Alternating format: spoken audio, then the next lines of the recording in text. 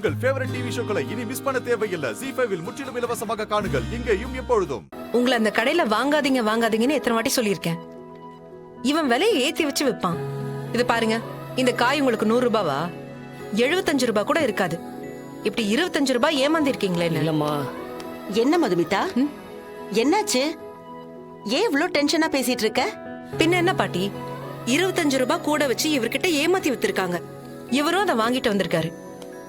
என்னாச்சு? அது ஒண்ணும் இல்ல. இவன் 25 ரூபாய் ஏமாந்துட்டானா. அத மதுமிதாவால தாங்கிக்க முடியல. அதான் பிரச்சனை. ஒரு 25 ரூபாய்க்கா திட்டிட்டு இருக்கீங்க? என்னங்க நீங்க, நான் பணத்துக்காகவா திட்டுறேன்?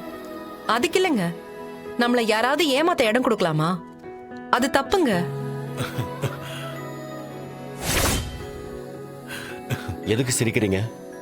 இல்ல சார், மேடம் 25 ரூபாய்க்கு இப்படி பேசுறாங்களே, 25 கோடியை அசால்ட்டா நம்ம விட்டுட்டோம்.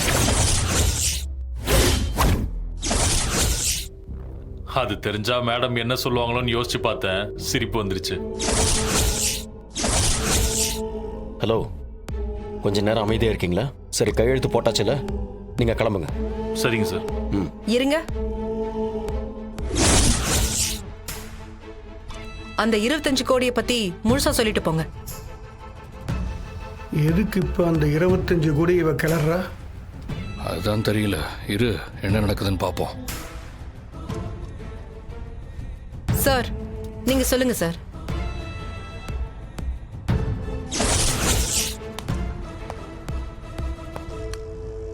அட, அவரையும் பாக்குறீங்க, நீங்க சொல்லுங்க.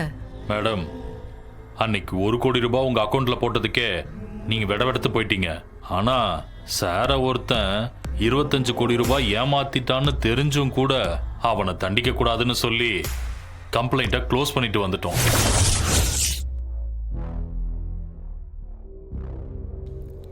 என்ன இது அநியாயமா இருக்கு? அப்ப 25 கோடி ஏமாத்தினவன சும்மாவா விட்டீங்க?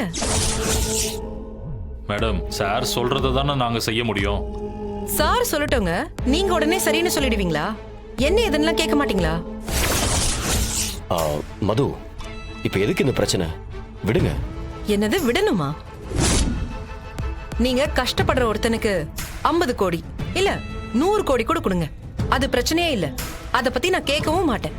ஆனா ஒருத்தன் நம்மள ஏமாத்திருக்கான், நம்பிக்கை துரோகம் பண்ணிருக்கான். அவனை எப்படி நீங்க சும்மா விடலாம்? நீங்க கமிஷனர் கிட்ட கம்ப்ளைண்ட் கொடுங்க, இல்ல யார்கிட்ட வேணாலும் கம்ப்ளைண்ட் கொடுங்க. அந்த பணத்தை நீங்க திருப்பி மீட்டே ஆகணும். அப்பாவியா இருக்கலாம் கௌதம், ஆனா ஏமாளியா இருக்க கூடாது. இல்லங்க, அவனை வேலையை விட்டு அனுப்பியாச்சு. அதனால என்ன, இங்கதானே இருப்பான். கூப்பிடுங்க, கூப்பிட்டு அவன் கிட்ட பணம் எங்க இருக்குன்னு கேளுங்க. மதுமிதா, நீ எதுக்குமா ஆபீஸ் விஷயத்துல எல்லாம் தலையிடுற? எல்லாம் மாப்பிள்ள பாத்துக்குவாரு. மதுமிதா, நீ சமையல கவனிச்சியா, டிவியில சினிமா சீரியல் பாத்தியான்னு ஜாலியா இரு. ஆமா, நீங்க எதுக்கு இதுல தலையிடுறீங்க? ஏய், என்னடா ஆளாளுக்கு இவ ஏன் தலையிடுறான்னு கேக்குறீங்க? இவ தலையிடாம வேற யார் தலையிடுவாங்க? இவளுக்கு கேட்க எல்லா உரிமையும் இருக்கு.